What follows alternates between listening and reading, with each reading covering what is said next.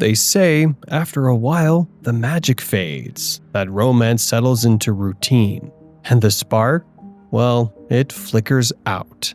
But what if I told you it doesn't have to? What if I told you even after 4 decades, a kiss still means something? We've been married 42 years. That's 4 decades of birthdays, burnt dinners, loud snoring, inside jokes, and quiet forgiveness. We are still each other's biggest fan, and somehow still my heart skips a little when she laughs. We know each other's petty side. We know each other's shame. In our marriage, we have known tedium, disappointment, and sorrow. But we've also known deep peace, laughter that heals, and the kind of love that doesn't ask for attention, but gives it away. So, how do we keep the spark alive?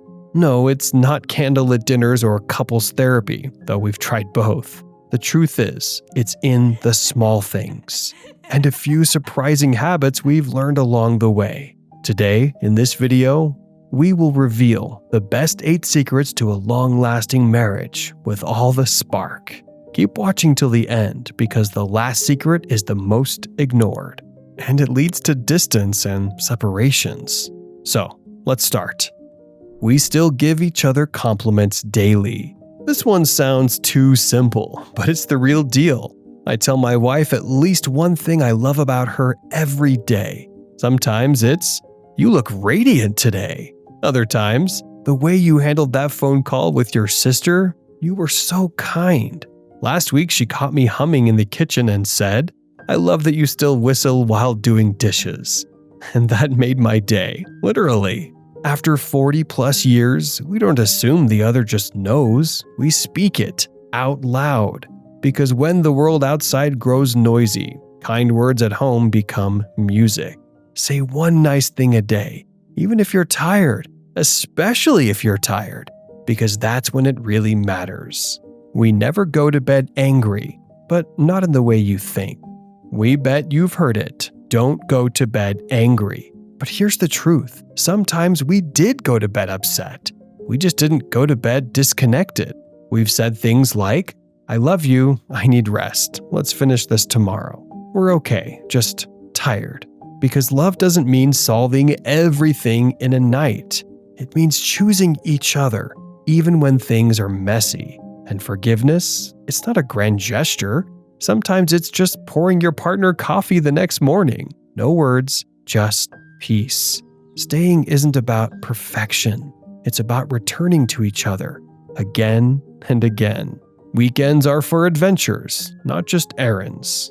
If you're wondering, what do 2 people married over 40 years do together still? Well, we move, we explore. Hiking, road trips, new cafes, gardens, sometimes just a different grocery store for the thrill of it. We don't treat weekends as time to rest and relax. We treat them as a chance to connect. A woman on a Medium blog said, "One Saturday, we got lost looking for a sunflower farm and ended up getting soaked in thunder." We still talk about it. We still reminisce. We don't wait for big trips to feel joy.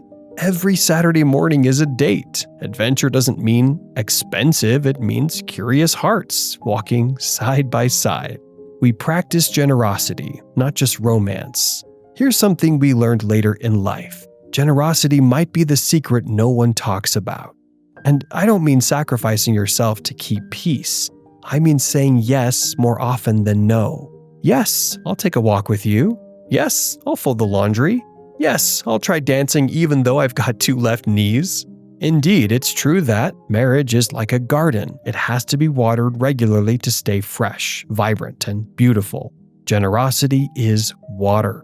A tiny act of kindness, repeated, softens the edges of any day. Generosity isn't big, grand gestures.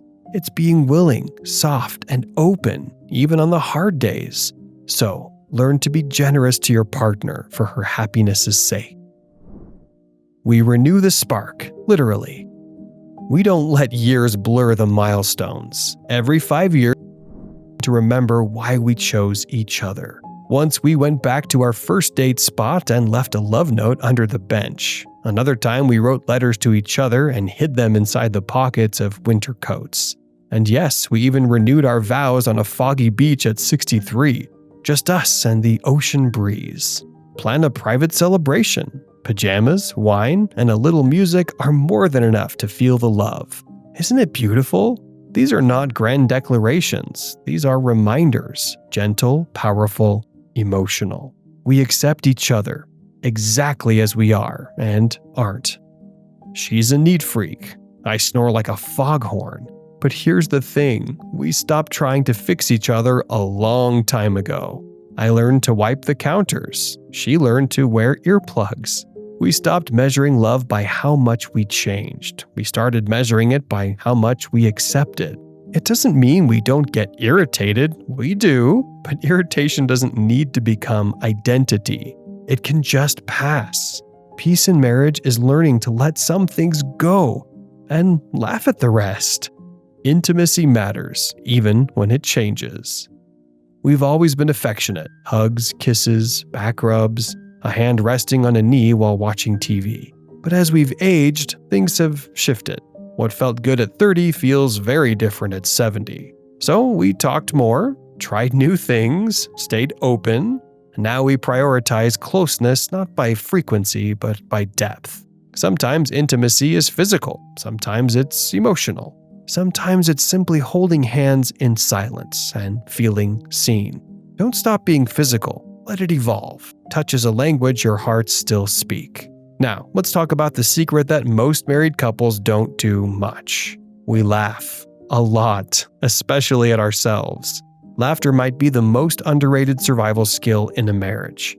We've had wardrobe disasters, travel mishaps, and one infamous surprise dinner that ended in both of us ordering pizza. We laughed then, we still laugh now. Not at each other, but with each other. And in the darkest times when health was shaky or grief was heavy, laughter found us again. Because laughter doesn't mean ignoring the pain. It means sharing the light. Take yourselves lightly. Be goofy. Sing off key. Marriage doesn't have to be so serious all the time. So, what have 40+ years of married life taught us? If I could go back and give my younger self one piece of advice, I'd say this. Marry someone you truly like. Not just love, but like. Because love is fire. But liking, that's the wood that keeps the flame going. We are still each other's biggest fan. And yes, some days are still hard. But we don't quit. Don't throw in the towel just because things get hard. Sometimes the very best chapters come after the hardest ones. Lastly, choose each other again and again. In the chaos, the calm, the quiet mornings, and the loud storms, there are 101 ways to say I love you without saying a word. And if you're lucky, 40 years will pass in the blink of an eye. Before you go, just remember, keeping the spark alive isn't about grand gestures. It's about thousands of small ones.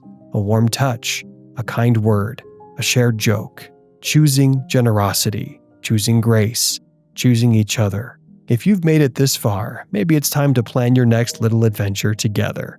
Or write that love letter. Or simply say, I still like you very, very much. And if you're wondering whether long love still holds its shine, believe us, we've seen it grow deeper, quieter, and more powerful than we ever imagined. If you liked this video, then don't forget to subscribe to our channel for more relationship tips and passionate content.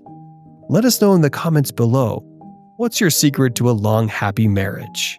We will be back with another video soon.